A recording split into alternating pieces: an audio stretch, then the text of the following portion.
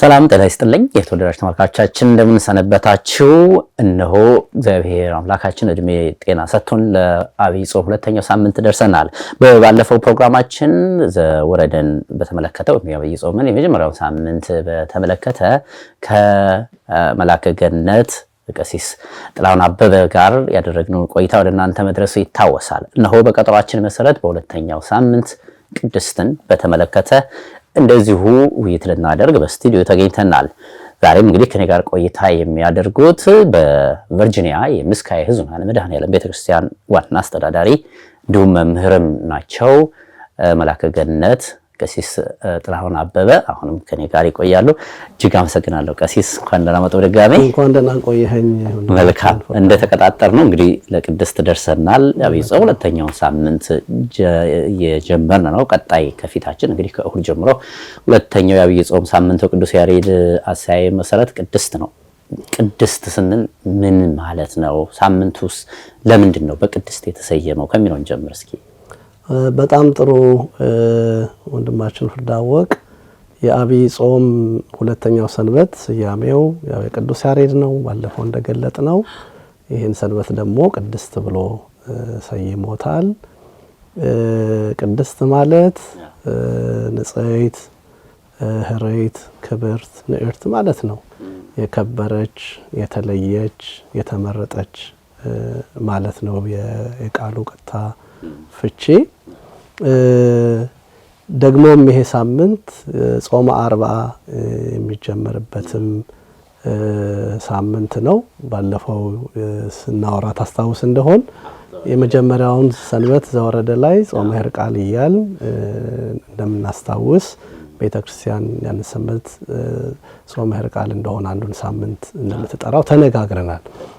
ይሄኛው ደግሞ ጾመ ኢየሱስ ወይም ጾመ አርባ የሚጀምርበት ጌታችን 40 መዓልት 40 ሌሊት ጾሟል ብለን መጽሐፍ ቅዱስን መሰረት አድርገን ስለምንናገር ይሄ ጾም በዚህ ቀን ይጀምራል ብላ ቤተክርስቲያናችን ስርዓት ሰርታለችና ይሄ ሰንበት ቅዱሱ እግዚአብሔር የጾመው፣ እግዚአብሔር ስንል አብ ወልድ መንፈስ ቅዱስ ማለታችን ነው። እግዚአብሔር አብ፣ እግዚአብሔር ወልድ፣ እግዚአብሔር መንፈስ ቅዱስ እንላለንና በስጋ ማርያም የተገለጠው ወረደ ተወለደ ያልነው መድኃኒታችን ኢየሱስ ክርስቶስ ከተጠመቀ በኋላ ይሄንን ጾም ጾሟልና እሱ ቅዱሱ አምላክ ቅዱሱ ጌታ የጾመው ጾም ቅድስት ተብላ ተሰይማ ትጠራለች። በዋናነት በዛሬው ዕለት ወይም ደግሞ በዚህ በሁለተኛው ሰንበት ቤተክርስቲያናችን ስለ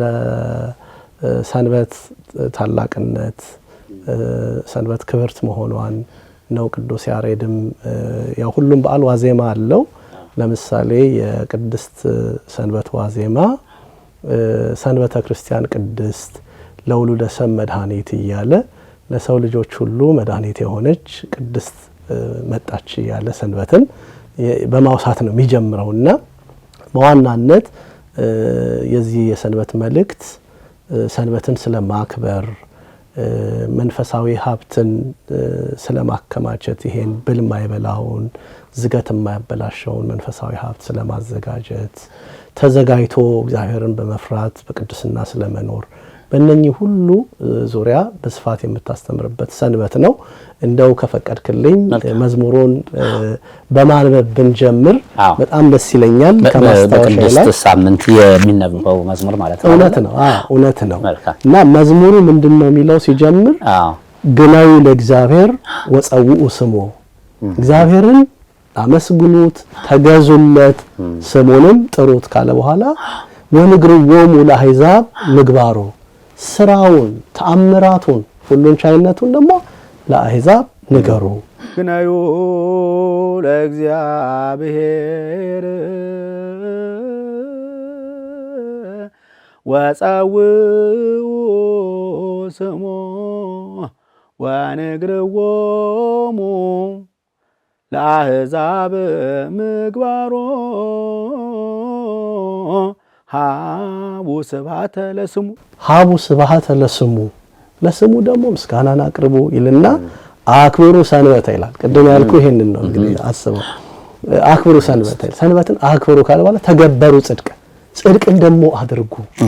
ሰንበትን ከማክበር ጋር ጽድቅን አድርጉ ካለ በኋላ ደግሞ ምን ይላል? ዝግቡ ለክሙ መዝገበ ዘበሰማያት፣ ሰማያዊ መዝገብን ለራሳችሁ አከማቹ፣ ሰማያዊ ሀብትን ለራሳችሁ አከማቹ ካለ በኋላ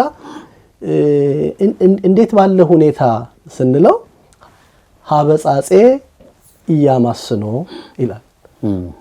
ብል በማያበላሸው ወይረክቦ ሰራቄ፣ ሌላም ደግሞ በማይሰርቀው ቦታ አከማቹ ካለ በኋላ ድልዋኒክሙ ንበሩ፣ ተዘጋጅታችሁ ደግሞ ኖሩ። ዘበላይሉ ሀልዩ፣ በሰማይ ያለውን አስቡ። ሀብሃሎ ክርስቶስ ያለበትን ሰማያዊውን ነገር በመናፈቅ ተዘጋጅታችሁ ቆዩ እያለ እነኚህን ሶስቱን ቅድም ያልናቸውን ዋና ዋና ነገሮች በማንሳት የሚጀምረው ሰንበት ቅድስት ተብሎ ይጠራል ማለት ነው። በጣም ግሩም። እኔ እንደውም በአብዛኛው ያው ቅድስት ሲል እንዳሉት ጾመ ኢየሱስ የጀመረበት ነው ኢየሱስ ጾመ የጀመረበት ሳምንትም ስለሆነ ስለ እግዚአብሔር ቅድስና ትኩረት የሚያደርግ ነበር የመሰለኝ። ግን ሰንበትም አብሮ በዚህ ይነሳል ማለት ነው። የሰንበት ቅድስና እንዴት ነው የሚገለጸው? ክርስቲያኖች እንዴት ነው ሰንበትን ሊያከብሩስ የሚገባ? በጣም ጥሩ ጥያቄ ነው። ሰንበት ማለት ረፍት ማለት ነው፣ አክብሮት ማለት ነው። ሰንበትን እንድናከብር ያዘዘን ራሱ ባለቤቱ እግዚአብሔር ነው። ዘፍጥረትን ስናነብ እግዚአብሔር 6 ቀን ፍጥረታትን ሁሉ ፈጠረ ይልና በሰባተኛውም ቀን ፈጽሞ አረፈ ይላል። እርሱ ይሄን ካደረገ በኋላ ደግሞ በዚህ ለሙሴ በሰጠው ሕግ ላይ ከ10ቱ ሕጎች ወይም ትእዛዛት አንዱ ኦሪት ዘጸአት ምዕራፍ 20 ቁጥር 8 ላይ ትቀድሳት ዘንድ ሰንበትን አስብ ይላል። በቃ ሰንበትን አስባት እያለ ሰንበትን በማሰብ እንድናከብራት። ዘጸአት 31 ቁጥር 13 ላይም እንደውም ሰንበትን በጣም በልዩ ትኩረት ማክበር እንደሚገባ ለእስራኤል የሰጠው ሕግ ነው። ያቺም ሕግ ቀዳሚት ሰንበትን ማክበር ነው። ያቺ ከስጋ የምናርፍባት ሰንበት ናት። ያው እኛ ደግሞ ሰንበተ ክርስቲያንን ደግሞ በዋናነት እናከብራለን። እቺኛዋ ሁለተኛይቱ ሰንበት ናት። እቺ ሰንበት ደግሞ ምንድነው የምትባለው? ቅዱስ አትናቴዎስ በኩረ በዓላት ነው የሚላት። የበዓላት ሁሉ በኩር የሆነችው ኑ ሰንበተ ክርስቲያንን እናክብራት፣ ከፍ እናድርጋት፣ በእርሷ ጌታችን ከስራው ሁሉ አርፏልና እያለ ይናገራል። እሷ ሁለተኛዋ ሰንበት ወይም ደግሞ ሰንበተ ክርስቲያን የምትባለው የአርነትን በዓላችን ናት። ነፃነት የወጣንባት። መቼም በዚህ ሀገር ስለ ሊበሪቲ ስናወራ፣ ስለ ነፃነት ስናወራ ሰዎች ከተለያዩ ባርነት ነፃ ሲወጡ ነፃነታቸውን ያገኙበት ቀን ያከብራሉ። እንደ ክርስቲያን ደግሞ ከሰይጣን ባርነት ከዲያብሎስ ግዛት ነፃ ወጥተን እውነተኛውን ረፍት በክርስቶስ ያገኘንበትን ለማሰብ በየጊዜው ሰንበትን እናከብራለን። ስለዚህ እቺ ሰንበት ደግሞ ቅድስት ናት ማለት ነው። እውነት ነው፣ ተቀደሰች ናት። እዚህ ላይ እንደ ቀሲስ ሰዎች ሲከራከሩ ሰማለሁ አልፎ ሰንበት ሲባል በቅዳሜና በእሁድ መካከል ክርክር ይነሳል። አንዳንዶች ትክክለኛዋ ሰንበት ቅዳሜ ናት፣ እሁድ እኮ ጌታ እንደውም ስራ የጀመረበት ነው፣ አንድ ብሎ ስራ የጀመረበት ነው እንጂ ያረፈበት ቅዳሜ ነው ያረፈው፣ ስለዚህ ሰንበት ቅዳሜ ነው የሚሉ አሉ። አንዳንዶች ደግሞ አይ ሰንበተ ክርስቲያን እሁድ እኮ ነው፣ ቅዳሜማ ቅዳሜት ሰንበት ነው የምንላት ቀዳሜ ናት የሚሉ አሉና እስኪ ይሄን ግልጽ ያርጉልኝ። ቀዳሜት ሰንበት ስንል ፊተኛይቱ ሰንበት ማለት ነው። የመጀመሪያዋ ከስራ ሁሉ ያረፈባት ሰንበት ናት። እርሷን እናከብራታለን። ግን ሰንበተ ክርስቲያን ደግሞ ከዚያች ትበልጣለች። ያኛው እግዚአብሔር ከስራው አረፈባት ብለን የቀደመው ዘመን አይሁድ እስራኤልም ሲያከብሯት የነበሩ፣ እኛ ደግሞ የኦሪትንም ሕግ የምንጠብቃቸው ሕጎች ስላሉ አንዱ ከምናከብራቸው ከምንጠብቃቸው መካከል ሰንበትን ማክበር ነውና እናከብራታለን። ሁለተኛይቱ ሰንበት ወይም ደግሞ ሰንበተ ክርስቲያን የምትባለው ግን ከቀዳሚቱ ሰንበት እጅግ የከበረች ሰንበት ናት። እንደውም አባ ጊዮርጊስ ዘጋስጫ በመጽሐፈ ሰዓታት ላይ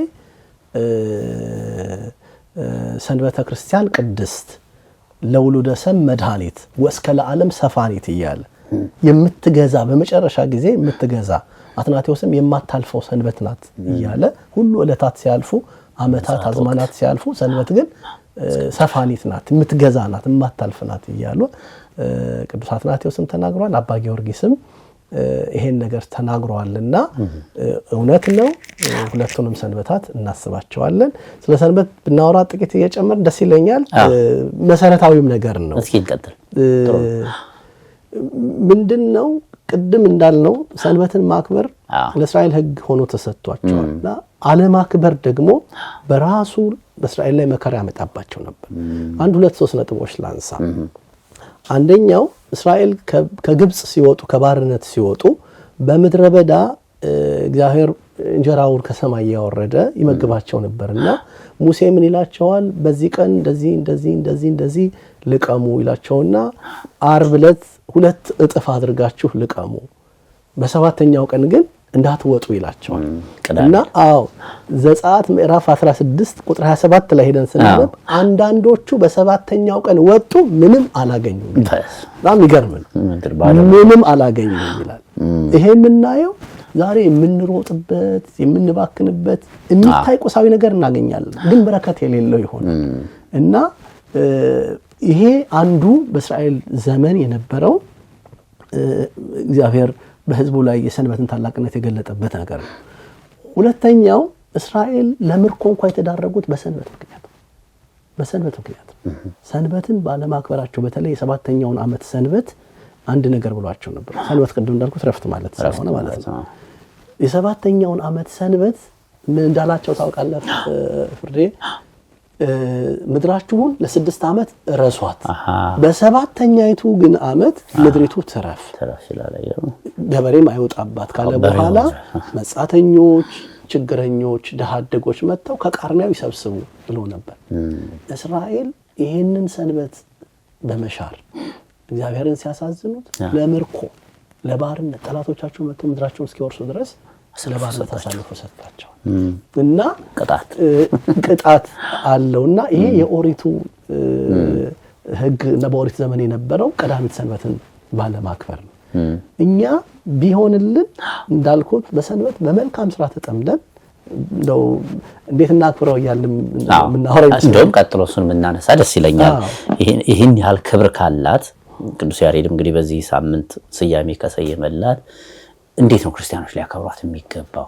አንዳንዶቹ ሰንበትን እረፍት ሲሉ በሌላ መንገድ የሚወስዱት አሉ። በቃ በመብላት በመጠጣት በመደሰት በመዝናናት ሰውነትን እንደው በማፍታታት ብቻ የሚያሳልፉ አሉ። ይሄ ማለት ነው ማረፍ ማለት ምን ማለት ነው? በጭራሽ ይሄ ነው። እውነት ለመናገር በዚህ ዘመን ቤተክርስቲያንም በጣም በትኩረት ማስተማር አለባት ብዬ ማምነው ሰንበትን ስለማክበር ምእመናን ሰንበትን እንዲያከብሩ በደንብ በማስተማር አሁን ኋላ ቀርነት እየተደረገ መጥቷል። አሁን እዚህ ሀገር የምንኖርበት ሀገር አሜሪካን እንደምታውቀው ማንም ሰው ችግር የለበትም። ለምን እሁድ ቤተክርስቲያን አትመጣም ሲባል ስራ አለብኝ፣ ኦቨርታይም አለኝ፣ እንዲህ ያለ ስራ አለኝ እያል ብዙ ምክንያት እናቀርባለን። እኛም አገልጋዮች እንኳን ስራማ ካለህ ነው ምንለው እንጂ ሰንበትን አክብር ብለን አናበረታታው። ሰንበትን እንዴት እናክብረው? እኛ እንደ አይሁድ አይደለም እናከብረው። እኔ ወደ ኢየሩሳሌም ለአገልግሎት ሄጄ አውቃለሁ። ምናልባት ኢየሩሳሌም የሄዳችሁ ሰዎች ካላችሁ በጣም የሚያስገርሙ ነገሮች ነው የምናየው። ሰንበትን ቀዳሚት ሰንበትን ካጠፉ አይዘረጉም፣ ከዘረጉ አያጥፉም። በሚያስገርም ሁኔታ የሰንበት ኤሌቬተር ሁሉ አላቸው በየፍሎሩ የሚቆም እነሱ በጣም በብዙ ጥንቃቄ እንደው የወደቀን ለማንሳት እስከሚቸገሩ ድረስ ነው እንትን የሚሉት። ማብሪያ ማጥፊያ አይነኩ። በዚያ መንገድ እናክብረው ማለታችን አይደለም። ሰንበትን እንዴት እናክብረው ሲባል በበጎ ስራ ተጠምደን እናክብረው። በበጎ ስራ የማቴዎስ ወንጌል ምዕራፍ 12 ላይ ጌታችን ሲያስተምር የሰው ልጅ ሰንበት ጌታ ነው አለ። የሰው ልጅ ያለው ራሱን እኮ ለባህል ግን ፍርድዬ የሰንበት ጌታ ያለው ራሱ ነው። ባለቤቱ ያከበራትን ነው እኛ ምን እንድንላት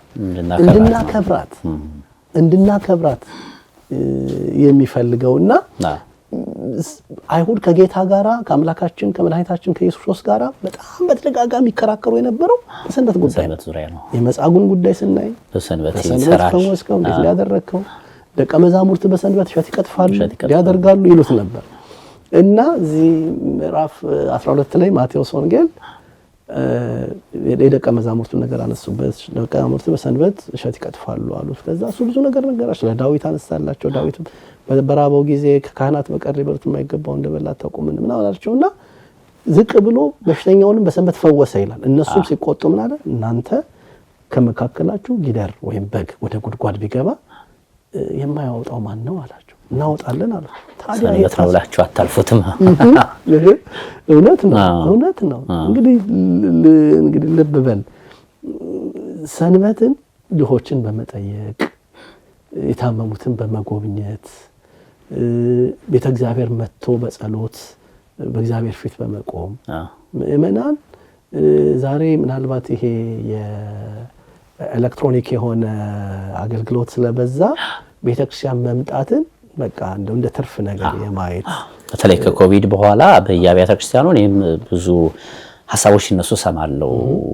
አገልግሎቱን በአብዛኛው በኦንላይን ስለወሰደው እንደው ሰው በሰንበት ራሱ ወደ ቤተክርስቲያን መምጣት እየቀነሰ እንደሆነ እየሰማን ነው። በሌላ በኩል ደግሞ እዚህ ላይ በደንብ እርሶም ጥሩ ጠንከር አድርገው መልእክት እንዲያስተላልፉም ጭምር ነው ለተመልካቾቻችንም።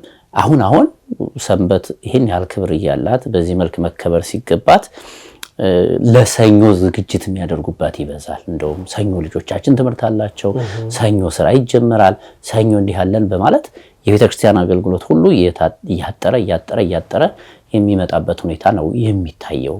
እነዚህን የመሳሰሉ በጎ ስራዎች ሲሰሩ ከመዋል ይልቅ ለሰኞ ዝግጅት ነው ሰው አብዛኛውን ጊዜ ሰንበትን የሚያሳልፈውና ተገቢ ነው ወይ? በዚህ ላይ በደንብ እንትን ማለት አይገባንም። በጣም ቤተክርስቲያንም ሁለንተናው አገልግሎቷ የተሟላ እንዲሆን ምእመናንን ሰንበትን እንዲያከብሩ በጣም ማስተማር አለባት ወይም አለብን። አንደኛ ሰው ቤተ እግዚአብሔር የሚሄደው በሰንበት የህብረት አምልኮ እንዲፈጽም ሱታፌ ምስጢራት እንዲያደርግ ወይም ከምስጢራት እንዲሳተፍ እግዚአብሔር በሁሉ ቦታ ለውነት ነው። ግን በቤተ እግዚአብሔር በደጁ ካህኑኮ አኖ ዲያቆኑ አድነኑ አርስትክሙ ቅድመ እግዚአብሔር አምላክነ እግዚአብሔር ቅድመ እግዚአብሔር የሚባለው ስሙ የሚጠራበት ቦታ እና ምን ለማለት ፈልጌ ነው? ሰንበት በእውነት ትኩረት ሊሰጣት ይገባል። በተለይ ደግሞ እቺ ሰንበተ ክርስቲያን የተባለች የአርነት በዓል አሜሪካኖች እኮ ትልልቅ በዓል አላቸው። ማርቲን ሉተር ኪንግ የምናስብበት በዓል አለ ራሱን ችሎ የነጻነት በዓል ለጥቁሮች ተብሎ የሚነገርበት። ሌሎችም በዓላት አሉ። ልክ እንደዛ ክርስቲያኖች ከአሩተ ሰይጣን ከግብርናተ ሰይጣን ከዲያብሎስ ባርነት ነፃ የወጣንበት በዓላችን ነው። ዮሐንስም በራእዩ ዮሐንስ ምዕራፍ 1 ላይ በጌታ ቀን በመንፈስ ነበርኩ ይላል። እግዚአብሔርን ያመለኩት መቅደሱ ሆኜ ነበረ ይላል። ይሄ እረፍት ለሰማያዊውም እረፍት ምሳሌ የሚሆን በዚህ አጋጣሚ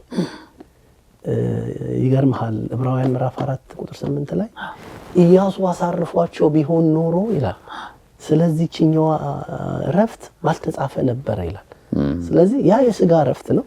የአዲስ ኪዳኗ ደግሞ ምንድነው? የነፍስ እረፍት ናት፣ መንፈሳዊ እረፍት ናት። እና እንደው ሰንበት ብዙ ገባ እንደው በዚህ መልኩም ገባለን ያላሰሙ ግን ምስጥሩ ስለሳበን እና ደግሞም እለቱም ደግሞ ጥሩ ስያሜም ስለሆነ ሰንበትን የተመለከተ ስለሆነ ምንም እንኳን እቺኛዋን ሰንበት ብቻ ባይሆንም ለሁሉም ሰንበታት ስለሆነ የተሰጠው ስያሜው በጣም ጥሩ መልእክት ነው። ቀሲስ ቅድም መዝሙሩን ሲያነቡልኝ እንግዲህ የዚህ በቅድስት ሰንበት የሚሰበከውን የሚዘመረውን ሲያነቡልኝ ምእመናን ክርስቲያኖች ገንዘባቸውን በሰማያዊ ቦታ እንዲያከማቹ ነው ሰማያዊ ሀብት እንዲሰበስቡ እንዲያከማቹ የሚል ነበር። ሰማያዊ ሀብት ስንል ምን ማለት ነው? እንደውም ብዙ ጊዜ ምድራዊ ሀብት ማፍራት ብዙም በመንፈሳዊ ሕይወት ያን ያህል ቦታ የለውም። በሰማይ ግን ገንዘብ ማሰባሰብ ወይም ደግሞ ሀብት ማከማቸት ማለት ምን ማለት ነው? በጣም ጥሩ ነው። ፍርዴ ምንድነው? ትናንት ያነሳነው ሐሳብ ቅዱስ ያሬድ ሁሉ ጊዜ መነሻ የሚያደርገው ወንጌሉን ነው። ወንጌሉን ተከትሎ ነው የጌታን የአምላካችንን ትምህርት ተከትሎ ነው እንትን የሚለው ማለት ነው ስያሜ የሚሰጠው ድርሰቱንም የደረሰው የቅዱስ ያሬድ ድርሰት መነሻው ወንጌሉ ነው በተለየ ሁኔታና የማቴዎስ ወንጌል ምዕራፍ 6 ቁጥር 17 እስከ 25 ነው የሚነበበው ሲጀምር ስትጦሙ እንደ ግብዞች አትሆኑ እነሱ ለታይታ ፊታቸውን ያጠቁራሉ ይጠወልጋሉ ለዚህ ይላል በአደባባይ እንዲያደርጋሉ እያለ ይናገርና አባቶቻችን በዋናነት ግጻዌ እንደው መቼም አድማጮችም እንዲያስተውሉ ፈልገው ሙሉ ሐሳቡን እንዲያገኝ ብቻ አይደለም ነክን አንዳንዴ የሚቀራረቡ ሐሳቦችን ይወስዳል ስትጾሙ አለ የጾሙ የመጀመሪያ የጾም 40 መጀመሪያ ቀን ነው ቅድስት ብለናል ቀን ስትጾሙ ብሎ ከጾም ጋር አገናኘው ከዛ ቀጥሎ መጣና ኢትዝግቡ መዝገበ ዘበምድር አላ ዝግቡ መዝገበ ዘበሰማይ ሀበጻጼ ወቁንቁኔ ያማስኑ ብልና ዝገት በማያበላሸው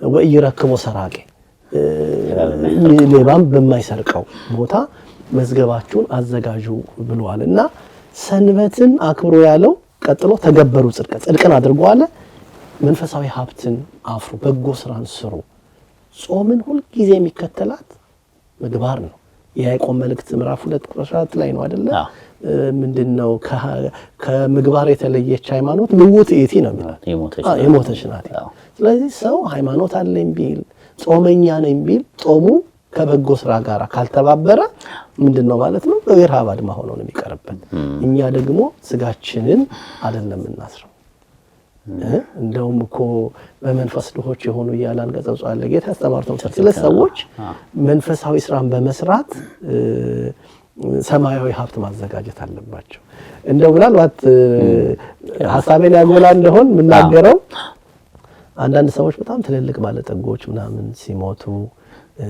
ንገኝና አሁን የዚህ ሰውዬ ሁሉ ሀብት የት ይሄዳል ስላቸው አይ በቃ ምን እንግዲህ ሰበሰበ ጥሎት ሄደ ምናምን አይከተለውም ነው ምንለው አይደል እኔ ዛሬ ለሚሰሙኝ ሰዎች ይሄ ባንክ ቱ ባንክ ትራንስፈር እንዳለ መናገር ፈልግ ከባንክ ኦፍ አሜሪካ ወደ ዌልስ ፋርጎ እንደምናደርገው ከዚህኛው በምድር ሳለ ያለውን ሀብት ወደ ሰማይ ትራንስፈር ማድረግ እንዴት ድሆችን በመመገብ ለተቸገሩት በመራራት አብያተ ክርስቲያናትን በማሳነጽ ለእግዚአብሔር ቤት አስራትና ምጽዋትን በመስጠት በዚህ ሁሉ መልካም ስራ ምን ማድረግ እንችላለን ትራንስፈር ማድረግ እንችላለን ስለዚህ ጥላችሁ ታትሄዱ ያልኩ ነው ዛሬ ለሚሰሙኝ ይከተላል ማለት ወደዛ ምክንያቱም በተለይ ለድሆች የምንሰጠውን እዚህ መጽሐፈ ምሳሌ ምዕራፍ 19 ቁጥር 17 ላይ ምን ብሎ ይናገራል ለድሃ የሚሰጥ ለእግዚአብሔር አበደረ ይልና ወይም ያበድራል ይልና በጎነቱም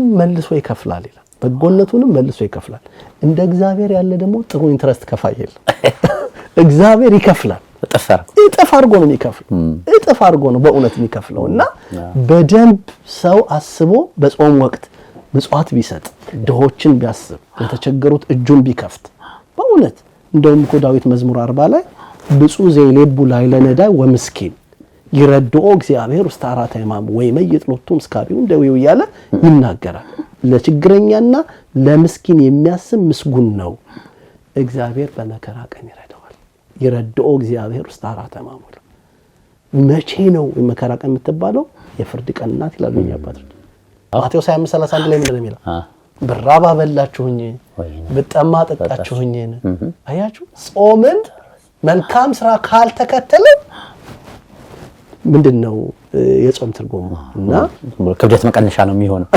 እሱንማ ማያምኑም ያደርጋሉ አይደል ሳይንሱ ራሱ 18 ሰዓት ወዳችሁ ባዶ አድርጉ ጾሙ ይያለ ነው እውነት ነው አሁን በተለይ ጾም ከዛ በምን ይለያል ነው ጥያቄው እውነት ነው ስለዚህ በጎ ስራ አስፈላጊ ነው ያ ባለጠጋ ሉቃስ 12 ላይ ያለው ሀብቶ በዛለት አንደኛውን አፍርሼ ሌላ ሰራለው ይያለ ዛሬ እንደ ፕላን እንደምናረግ ኢትዮጵያ አንድ ፎቅ እና ምን እዚያ አንድ ፎቅ እንደምንለው እንደዛ ያያሰበ ይያለ ድንገት እግዚአብሔር ቀን መጣችበት ባላሰበው ሰዓት አንተ ሰነፍ ያከማቸው ሁሉ ወዴት ይሄዳል ነፍሴ ሆይ ደስ ይበልሽ ይሄን ሁሉ ከማስጨልሽ ነበር ስፔሲል የነበረው ማለት ስለዚህ በምድር እያሉ ማበደር ያስፈልጋል፣ በሰማይ ማከማቸት ያስፈልጋል ነው።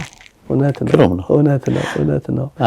እስኪ ወደ ቅድስት ደግሞ ያልጨረስነው ሐሳብ ካለ ትንሽ ወደዛ ደግሞ እንመለስና ወደ ሰንበቱ ቅድም ጀምረውልኝ ነበር። ቤተክርስቲያን እንዴት ታሳልፈዋለች ይሄንን ሳምንት የሚለው ባለፈው ሳምንት እንደተነጋገር ነው። ምንም እንኳን እንደዚህ ስያሜዎቹ ሰንበትን እየተከተሉ ቢሄዱ ከሰንበት እስከሚቀጥለው ሰንበት ያለው ሳምንት በሙሉ በዛ ነው የሚጠራው አይደል? ለምሳሌ ዘወረደ የመጀመሪያው እሁድ ካልን እስከ ቅድስት ድረስ ያለው የዘወረደ። አሁንም እንግዲህ ቅድስት እሁድ ገባ ቀጥሎ ሁለተኛው ሳምንት በሙሉ የቅድስት ጉዳይ ነው የሚነሳው። ስለ ቅድስና አብዝቶ የሚሰበክበት የሚዘመርበት የሚጸለይበት ይመስለኛል። ቤተክርስቲያን እንዴት ታሳልፈዋለች? ምእመናንስ ምን እያሰቡ ነው የሚያሳልፉት ይሄን ሳምንት የሚለውና አንሳ ትንሽ ነገር። ምንድነው እንግዲህ ቅድም በቀደም ተከተል ያመጣናቸው ሰንበትን በማክበር በጎ ስራ በመስራት የቅድስናን ህይወት በመለማመድ እነ ቅዱስ ጳውሎስ እነ ቅዱስ ጴጥሮስ እኔ ክርስቶስን ስለምመስል እናንተ እኔን ምሰሉ እያሉ ይሉናል አይደል? እና ቅዱሳን ህይወታቸው እግዚአብሔርን የሚመስል ነው። ለዚህ ነው በእኛ ቤተክርስቲያን ቅዱሳንን ማሰብ ማክበር በዓላቶቻቸውን ማድረግ አንደኛ ከበዓላቶቻቸው በረከትን ማግኘት፣ ሁለተኛ ደግሞ ከህይወታቸው አብነት ማድረግ። ለዚህ ነው ዕብራውያን ምዕራፍ 13 ቁጥር 8 ላይ ተዘከሩ መኳንንቲክሙ ዘነገሩክሙ ቃለ እግዚአብሔር፣ የእግዚአብሔርን ቃል የነገሯችሁ ዋናዎቻችሁን አስቡ። ምን አደረጉ? እነ ቅዱስ ጴጥሮስ እነ ቅዱስ ጳውሎስ ክርስቶስን በመምሰል ይሄ ሰውነታቸውን ቅዱስ የእግዚአብሔር ቤት ነው ብለው። አሁን መቅደስ የሚባለው እኮ አንዱ የኛ ሰውነት ነው። ጳውሎስ ለዚህ ነው አንተ ታቦቱ ለእግዚአብሔር ያለው፣ እናንተ እግዚአብሔር ማደሪያ ናችሁ ለቆሮንቶስ ምእመናን ሲነግራቸው ይሄንን እግዚአብሔር ማደሪያ የሆነውን ሰውነታቸውን ማንም በኃጢአት ቢያፈርስ እሱን እግዚአብሔር ያፈርሰዋል ይላል። ስለዚህ ሰው ከጾሙ ጋራ ሰንበትን ከማክበር ጋራ ከበጎ ስራ ጋራ ቅድስናንም እየተለማመደ መሄድ አለበት። መልካም ስራን መስራት እየተለማመደ መሄድ አለበት። የኛ ልካችን ክርስቶስን መምሰል ነው። እንደው በዚህ አጋጣሚ አንድ ነገር ለመጨመር ስለ ቀኖና ቤተክርስቲያናችን ስታስተምር ቀኖና ማለት መስፈሪያ ማለት ነው፣ መለኪያ ማለት ነው። እና መለኪያን ስናስብ ወደ ህሊና አንድ ነገር እንዲመጣ ፈልጋለሁ። ተመልካቾቻችንም እንደዛ ምንድነው ስለ መስፈሪያ ስናስብ ኢትዮጵያ መቼም እዚህ አሜሪካ ነገር እንደዛ እንኳን አይሆንም። ኢትዮጵያ ሁሌ ጠዋት አንድ ድራይቨር መኪና የሚነዳ ሰው ሲነሳ መጀመሪያ የሚሰራው ሞተሩን ከፍቶ ዘይቱን ኦይሉን ስቲኩን አስገብቶ መለካ ያይና ሲጎድል ምን ማድረግ አለበት? መሙላት አለበት። ስለዚህ የምእመናን ህይወት ክርስቶስን የሚመስል መሆን ያለበት። ያ ዘይት ሲጎድል የኛ መንፈሳዊ ህይወት መወየቡን መጉደሉን ዝቅ ማለቱን ከሚጠበቀው ነገር በታች መሆኑን በማሰብ በቀኖና ነው የምንሞላው። ቀኖና በአንድ ትልቅ አምብሬላ ውስጥ በአንድ ትልቅ ጥላ ውስጥ ብዙ ነገር ነው ያለው። እኛ የክርስቲያን አባቶች የመጽሐፍት ቀኖና አላቸው። መጽሐፍት እንዴት ለአገልግሎት እንዲውሉ የምታይበት የምትለካበት የመጽሐፍት ቀኖና አላት። የበዓላት ቀኖና አላት። የአጽዋማት ቀኖና አላት። እንደገና ደግሞ በምክረ ካህን የሚደረግ ከካህኑ ጋር የሚደረግ ግንኙነት እና ሰው ኃጢአት ሲሰራ በመናዘዝ የሚሰጠው የጾም የጸሎት የስግደት ቀኖና አለ። ያ ሁሉ ቀኖና እኛን ወዴት ለማድረስ ነው? ወደዛ ሙላት ለማድረስ እግዚአብሔርን ወደሚመስል ክርስቶስን ወደሚመስል ቅዱሳንን ወደሚመስል ይሆን። ሰው ቅዱሳንን ከመሰለ ማንን መስሏል ማለት ነው? እግዚአብሔርን መምሰል። ምክንያቱም ቅዱሳን እግዚአብሔርን ስለሚመስሉ እና ሌላው ዋናው ነጥብ ቅዱስ ጴጥሮስን በአንደኛ ጴጥሮስ ምዕራፍ 3 ላይ በዚህ ሰንበት የሚነበበው ሌላው ክፍል ይሄ ነው። እሱን መምሰል ነው። ሌላው ምናልባት ምስባኩን ከዳዊት መዝሙር ለማስታወስ መዝሙሩ ላይ ዳዊት የሰበከው እግዚአብሔር ሰማያተ ገብረ የሚል ነው። እግዚአብሔር ሰማያትን ሰራ ካለ በኋላ አሚን ወሰናይት ቅድሜሁ ቅድሳት ወእበየ ስብሐት ውስተ መቅደሱ። እግዚአብሔር ሰማያትን ሰራ፣ ቅድስና ክብር በመቅደሱ አለ እያለ ዳዊት የሚነግረን ነገር አለ። መዝሙር 95 ላይ ነው። እና ምን ለማለት ነው በእግዚአብሔር ቤት በመቅደሱ የሚመላለሱ ምእመናን ሁሉ ቅዱሱን እግዚአብሔርን የሚመስል እግዚአብሔርን መፍራት ንስሐ በመግባት ቅዱስ ሥጋውን ክቡር ደሙን በመቀበል በተለየ ሁኔታ መቼም የክርስቲያን ሕይወት ሁሌም የተጠበቀ መሆን አለበት። በተለይ ግን በአጽዋማት ወቅት በልዩ ትኩረት ያለ መዘናጋት ያው ጌታችን ጾመ ስንል ያው ደጋግመን ያለውን አርስታጣው የተባሉትን ስስትን ትዕቢትን ፍቅረ ነዋይን ድል እንደነሳ ሰይጣን እንዳሳፈረው ሰይጣንን በማሳፈር የምንጾመው ጾም መሆን አለበት። በተለይ ደግሞ በዚህ ሳምንት ደግሞ ሰዎች ቅድስናቸውን ማጎልበት መጠበቅ ማሳደግ እንዳለባቸው የሚያሳይ ነው ማለት ነው። ሰንበቱም የተሰየመው ለዛ ነው። እንግዲህ እግዚአብሔር ቅድስና የሰው ልጆች ደግሞ ቅድስናም ከዛ ይቀዳል አይደል? ልክ እንደ ቅዱሳን ሰዎችም በጾም በጸሎት ራሳቸውን ቅድስና ሕይወታቸውን መጠበቅ አለባቸው ማለት ነው። አባቶቻችንን መምሰል ነው። ምንድነው የኛ አባቶች ማለት ይያድግ ወልድ ግብረ አቡሁ ነው። ልጅ አባቱን ስራ አይተው የነ ቅዱስ ተክለ ሃይማኖት ልጅ የነ ቅዱስ ጴጥሮስ የነ ቅዱስ ጳውሎስ የቅዱሳን ልጆች ነን ካልን ቅዱሳንን የሚመስል ሕይወት ልንለማመድ ይገባል። ቅዱሳን ደግሞ የሚታወቁት በጾም በጸሎት በስግደት ነው አይደል? በበጎ ስራ ነው የሚታወቁት። ስለዚህ የእነሱን ስራ መስራት ይጠበቅብናል ነው። እውነት ነው። መልካም መልአከ ገነት እጅግ አድርጌ አመሰግናለሁ። መልአከ ገነት ቀሲስ ጥላሁን አበበ በቨርጂኒያ የምስካየ ኅዙናን መድኃኔዓለም ቤተክርስቲያን አስተዳዳሪ ናቸው። እንግዲህ ከቨርጂኒያ ደግሞ ወደዚህ ወደ ሜሪላንድ ወደኛ ስቱዲዮ ብቅ እያሉ በየሳምንቱ ይህንን የመሰለ የማይጠገብ እግዚአብሔርን ቃል እየመገቡ ይገኛሉ። በቀጣይ ሳምንት ደግሞ እንደዚሁ ምኩራብን በተመለከተ ሰፋ ያለ ውይይት እንደዚሁ ይዘን የምንመጣ ይሆናል። እስከዚያው ድረስ አሁንም በያላችሁበት መልካም የጾም ሳምንት መልካም ጾም ይሁንላችሁ እንላለን። ያነበባችሁ የኛን መርሃ ግብር የተከታተላችሁ አስተያየቶቻችሁን አድርሱን። ጥያቄዎችም ካሏችሁ ጥያቄዎችን የአስተያየት መስጫ ሳጥኑ ላይ አስቀምጡልን። እነሱን ተመልክተን በሚቀጥለው ሳምንት ደግሞ ለመምህር የምናቀርብላቸው ይሆናል። እስከዛው በያላችሁበት መልካም ጊዜ ተመኘንላችሁ። እስከ ሳምንት ቸርን ሰንብት። ቸር ይግጠመን። ጤና ይስጥልኝ። በጣም አመሰግናለሁ ቀሲስ። እግዚአብሔር ያክብርልን። በጣም